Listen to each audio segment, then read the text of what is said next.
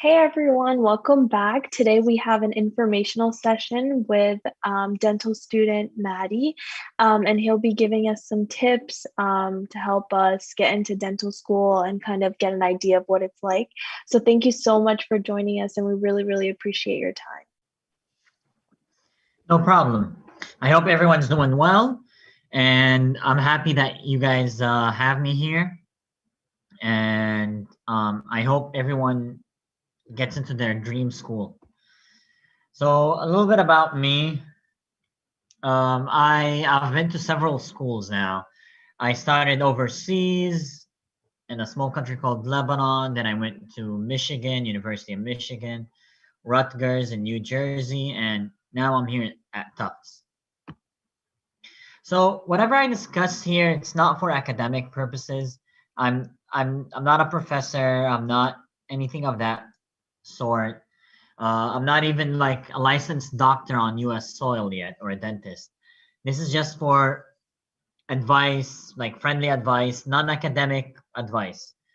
So don't take that as something serious, too serious, let's say.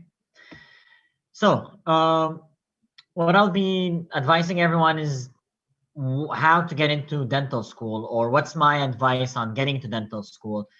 We'll talk a little bit about grades, about community work, giving back to your community, research, fellowships, master degrees, some dexterity skills, and a little bit of knowing where you want to go and how to get there. And of course, a question sections if anyone has any questions. I'm going to try to make this short as much as I can. I know probably everyone has some place to be, including myself. So at the end of the day, it's a numbers game. A school, not all schools or not everyone that's reading your profile knows you. Keep that in mind. So they're gonna see numbers, they're gonna see titles. So you have to be competitive. You're a school is not gonna take someone with a very low score unless he or she has something that stands out. So your DAT, your undergrad scores, if you did biology, you did whatever you did, try to have good scores, or at least like as competitive as can be. Community work.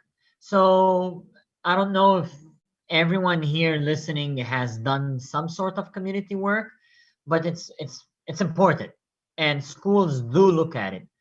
If there's someone that has zero community work, I've seen it where a school, like during their interview or something, they'll be like, hey, how did you give back? Did you ever do anything to your society, to your community? Some of the things that came to my mind was like the Red Cross, the homeless shelter, environmental NGOs. Uh, I know a lot of people go as emergency medics, or like work with the firefighting department, or go like to the police department. You can even go and just volunteer. Anything of that nature is good for you on your resume, and it's also good for your community. Research is a huge topic. So there's so much about research. There's like the more you get into research, the more you know about it. I was surprised when I got into a little bit of research to find out that some schools really like research and others don't like it as much. Where can you get your research experience? You can go to your local dental school, like if there's a dental school close by, tell them, hey, I would like to learn about research, or just email people in the dental school. I'm willing to give out some of my time. I can sort out papers. I can do like the office work basically, or I can help you with sampling. Like, I don't mind helping in any sort of way, or know a little bit more about the authors, or what kind of research they're into. If you know a certain person, hospitals also have research, but I don't know to what extent they'll be welcoming. And of course, if you know anyone that's in a dental school, ask them, hey, like, would you be interested if I help you out with your research if you're conducting any research? There's some students in dental school who are going through research, and there's some that are not going through research. So don't be surprised if that student tells you, hey, I'm not into research. Um, so, master's degree. Why am I saying master's degree? I anticipate everyone here listening, or the majority, has done some sort of an undergrad uh, degree. So you might have, I don't know, biology, chemistry, business, engineering, whatever.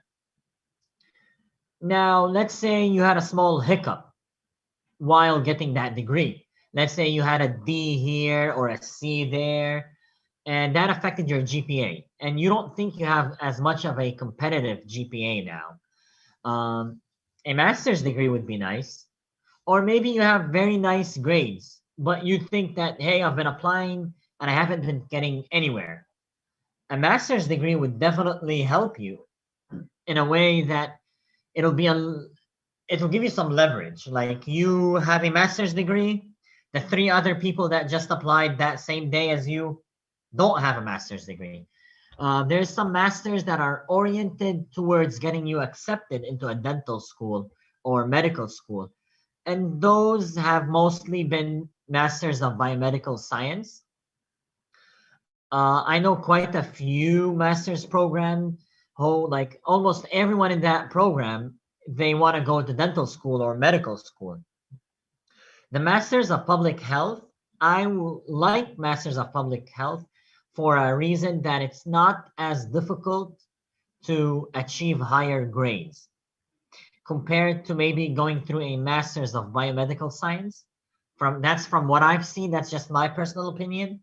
it it's not the same across the board. Not all masters of public health programs are going to be easier than masters of biomedical science programs. um and at the end of the day, if you can just get a master's of science in general, that's nice on your resume when applying to a dental school. Now, the downside: a master's degree costs money, and probably most of the people listening, they already have a student loan of some sort. um, so that's yours to keep in mind. Now, fellowships. I don't know if everyone knows what fellowships are, but they're basically, you're going to a school and you're not getting a degree. You're getting the knowledge, you're getting the experience, but there's no degree associated with that. You can get a certificate, but they don't give you a degree. So when you're in a fellowship, this can go like several ways. You can get research experience in a fellowship, because sometimes you're going to be shadowing other dental students or other postgraduate dental students. So you might be shadowing a endo an endo resident or a perio resident, and you can be like, hey, can I help you with your research, or can I help you with your whatever study he or she is doing. Um, it's nice because it's not as expensive, I would say, but the downside, you're not getting a degree, so you're just getting a certificate. You can put this on your resume. It's nice. It's not as it's not as a hectic of a program. So some fellowships can be 3 months, a few months. Some fellowships are 6 months or a year or whatever. Um, Again, it's all about adding stuff to your resume that other people don't have it. But if you think your resume is nice and it's competitive already as is, or you're like, you know what, I have research experience, I've shadowed a dentist, I've shadowed that, I've been an assistant or whatever, then I think you're good. But again, if you don't want to put as much money as a master's degree, and you don't want to put as much time as a in a master's degree, you can do a simple short fellowship. Um, Dexterity. So when you're being interviewed in a dental school, hopefully you all get interviews. The thing is, this person interviewing you wants to know how well or what's your chances of succeeding in dental school. A big part of dental school is all hand skills. So if you can see that picture that I have up there, it's basically a crown that's made from wax. That you should be able in dental school, you should be able to do something as nice as this. How can you prove to a dental school that hey, I do have the skills, I have the hand skills, and I'm not like I'm not bad in my hand skills, and I can do some very good dental work. You can show them pictures of a painting that you've done. You can show them pictures of wax, I don't know, wax shapes that you've done. Or maybe some people are talented, they work with with their hands and doing other stuff. Maybe molding or shaping, if not wax, maybe clay, maybe I don't know, maybe something you've done with Play-Doh. Anything that's you think it's very nice and stands out, have a picture of it during your interview, or have something on you, like maybe hey, like this is a small sculpture I made. Um, or paint if you're very creative, you have that imagination and you have the hand skills to do a very nice painting. That's also nice. And last but not least, use your imagination. What's your point of strength when it comes to hand skills? I met someone that was like, hey, I can write on rice. That's pretty cool. Apparently it's something out there that a lot of people do it. But if you have the capability to write on rice, I think that is something awesome. And whoever's interviewing you, if you have something of that nature, would be like, okay, if that person can do something as small and as precise, they might be able to do a very nice cavity.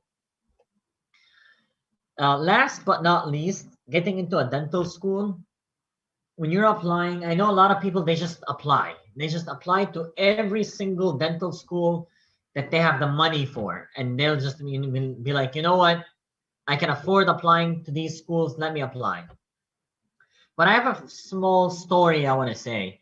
And to prove that not all dental schools, like, I'm not going to say not all dental schools are the same, but I'm gonna say like not all dental schools might look at the application the same way as another dental school looks at it. For example, I had friends who would tell me when they went to Indiana that there they would emphasize a lot on um, community work. So they would see the students that got accepted, or they would see the candidates. They had a common thing between all of them, that they had a huge amount of community work. So that's something like you'll be like, okay, that's good to know. If Indiana's your number one school because you live close by or something, you want to know more about that school. Like, no, hey, the last three batches that got interviewed, all these people had, I'm just going to say an example, 500 hours of community work. Don't quote me on that, but I'm just saying, for example, or maybe 100 hours, or maybe 300 hours, or whatever that number was. I know a thing about Tufts here in my school where I am at right now. I see so many people that have a master's in biomedical science. So if you know someone in a certain school that you really like getting into that school, like ask them, hey, what's the common denominator that you see among a huge amount of students? In Tufts, I see so many people that finished a MBS program. So apparently they probably might like that. Uh, so that's why don't just go off of your head and just apply to every single school that you can. That's not wrong if you have the money and you want to go for it. But try knowing your school more. Try like applying to a school. Try to do some research in the background. If you know someone in that school, that's the best way to look at it. That's pretty much it. I'm open to questions right now. I'm not always free. Usually, if you text me over Instagram, that's the best way I can answer. I know Miss Mahira. She reached out to me over Instagram, and that's how I got this nice chance to present to everyone here. I hope this was useful in some way. If anyone has any questions right now, they can ask, or if they feel shy, they just want to ask me over text or something, I'll be more than happy to answer. Um, that's about it on my end. Thank you Mahira, so do you have much. anything? Yeah. Thank you so much. That was amazing. We do have some questions from our Instagram that we asked earlier on, and I can start with those as the YouTube comments start coming in. So, one of the first questions was, how did you gain an interest in dentistry and what pushed you to apply? So that another thing that came to my head when you're trying to write in your application, don't say the common stuff.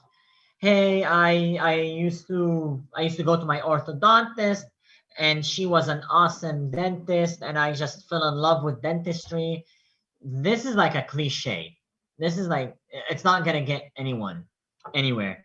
In my case, I I just I really don't remember what I said in my application, but in real life, what got me into dentistry was that I found dentistry to be more of a hand skills thing Hmm. than any other let's say field. Like maybe you can go into architecture. Yeah. It has some hand skills, but it doesn't have the science behind it.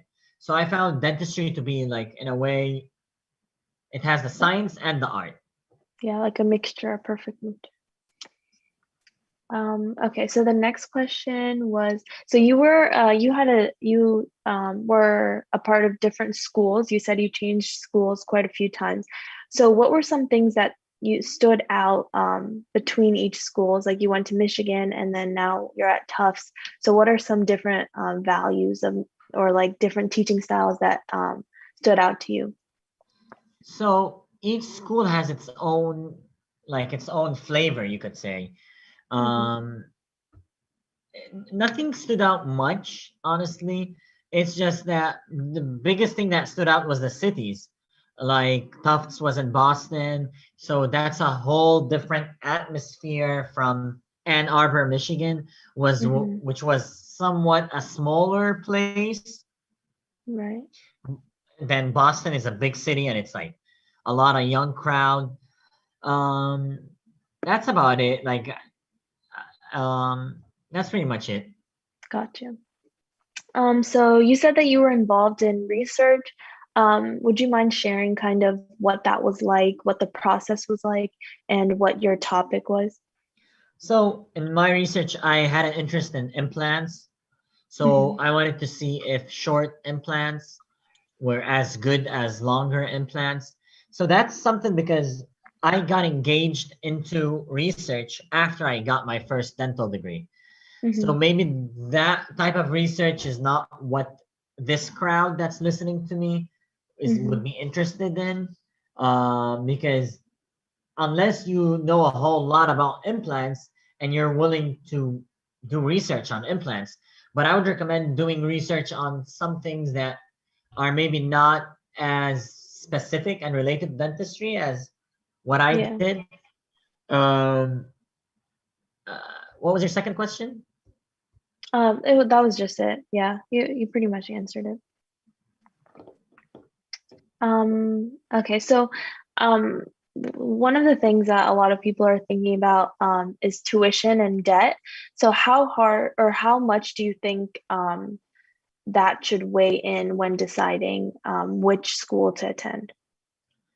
So, dental school in general is pretty expensive, Mm-hmm. but you would find schools on the cheaper end or on the, let's say, not cheaper, on the not as expensive end, and you would find schools that are very expensive. Um, so what I would suggest is that if you get accepted to multiple schools, then start considering that. But until then, my advice is if you get accepted to one dental school Mm-hmm. and that's your dream school, just go for it. I mean, the loan is gonna be it's gonna be a little bit different from one school to the other. But if you got accepted into the most expensive dental school, let's say in the United States, and Mm-hmm. that was the only school you got accepted into, and you're like either that or you're gonna wait another year of Yeah. applications, I would say just take that school for one small mathematical reason. If you graduate 1 year earlier, and even if Mm-hmm. you graduated from the most expensive dental school, 1 year of graduating early, that's about that's your salary right there of whatever Yeah. you're gonna make that year. So don't push your graduation. If your dream is becoming a dentist, just don't let an expensive school stop you. Because Right. at the end of the day, your biggest aim is getting into dental school. Mm-hmm. I'm assuming so. Yeah. Especially if Right. you're getting a loan. So either way, like you're getting a loan either way. Mm-hmm. Makes sense. So when you transitioned from your undergrad or whatever schooling, how was the transition between like the immense amount of credits in dental school and what were some different study habits that you found along the way? So I didn't have much credits to transfer. Sorry, it's I'm eating because I haven't ate anything. I haven't eaten anything since yesterday. Oh, There wasn't much credits. I didn't transfer anything. Like I would get a degree, then I'll move on. Was that your question? right. And so how did you develop study habits and techniques to keep up with the workload? Yes. So there's some habits that you have to get rid of. You try it for a little while, and then if you see it's not working, just get rid of it. For example, I had a habit that I had to print every single lecture or whatever I'm studying. I can't study just like from a soft copy. It has to be a hard copy. I have to use highlighters. I have to like it has to be right in front of me. Unfortunately, there's times that I don't have the time to do that. So I can't just print so much papers and start highlighting and you basically don't have the time to do that. And sometimes this is a little bit too expensive. If you're gonna print out 1,000 pages, that's not ideal to your pocket or to the environment. Um, Other habits that I made along the way, I know people say that dental school is competitive, and once you get in, not many people help each other, blah, blah, blah, all those rumors. But you would still be able to find someone that would be able to work together. So one thing that I did, we made a study group and we were like 4 people. So if we had an exam that was like, I'm just gonna say 4 lectures just to make things easier, or it was 8 lectures. So each one of us would go watch 2 lectures and would scribe it, like would write down the important points, and then each one of us would present that lecture in a nutshell to the other group, to the whole group, and would say, hey, this is the most important thing. The professor said, focus on this, focus on that. The professor said that this is a very important point. The professor said, don't focus on these 15 pages or whatever. So, my biggest advice would be lenient. Like, if you find the habit that you have is not as good being for you, it's not treating you well, just let it go.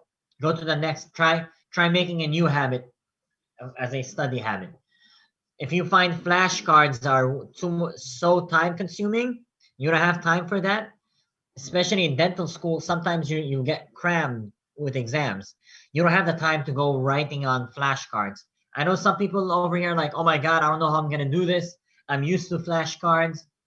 Trust me, at some point you'll be like, oh my god, I have to cram this. So you don't have time to write stuff. Unless you do have the time, and then go for it. Gotcha. Okay, we have time for one more question, and that is just what is your favorite and least favorite procedure that you've learned in dental school? Um, favorite, I would say it's definitely the restorative. So like doing a prep, doing if you want to Google it or if you guys know what it is, like a class one, class two prep. That would be my favorite. My least favorite in dental school was basically just the non hands-on part. So like studying for theoretical stuff, especially like at the beginning of dental school, where I had to study, I don't know, let me say an example would be microbiology or maybe microbiology wasn't as bad. Maybe like studying, I don't know, molecular chemistry, stuff like that, or biochemistry. That was my least favorite. Gotcha. Thank you so much. That is all the time we have for today. Thank you, Maddie, for coming and spending time with us. I know you look so busy. I'm sorry. But thanks again. And that is No all, problem. guys. So, yeah. No problem. And again, if anyone reaches out to me, I might reply late, but I'll try to reply as soon as I can. And I think Mahira knows that. Yeah. Well, no, he's great. Awesome. Thank you guys for having me, and I